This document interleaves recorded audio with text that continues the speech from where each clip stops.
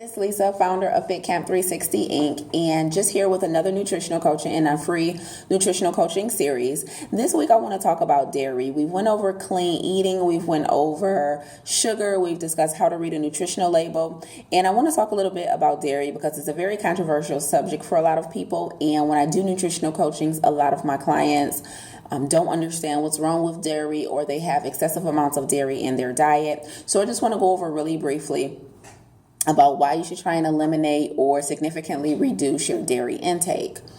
Dairy is species specific. So what that means is every animal produces milk for their own young. Just like cows produce milk, goats produce milk, humans produce milk.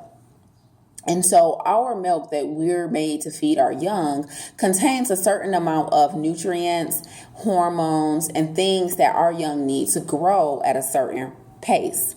So one of the main reasons you want to be really, really cautious with your dairy intake is that if you're consuming dairy from animals, you're getting an excessive amount of hormones and nutrients that are made for their young. So a cow produces milk for a calf. A calf is meant to grow about hundreds of pounds within a couple of months. Humans are not. So the fact that a calf can be up to like 600 pounds within 6 or 7 months means that the milk that they're getting from their mothers contain nutrients and hormones that allow them to grow that fast. So what you'll see, especially in America, is a lot of our young children are developing really quickly. And most of that is due to the consummation of animal products and dairy, because we're consuming this dairy that is meant for a small calf or a small goat or some other animal. So that's one of the main reasons dairy should be avoided, is because it's species specific. We technically should not be consuming dairy past infancy, right? That's why a woman stops producing milk after a baby gets so old, because we only need milk during infancy and that immediate stage, and then after that we should no longer be consuming dairy. Also, because dairy is so mass produced, oftentimes there is a ton of chemicals and pus and things like that that get into the milk. We are pumping these cows 24 hours a day, so their udders get infected and things like that and diseased, and so they're being treated with antibiotics and other chemicals.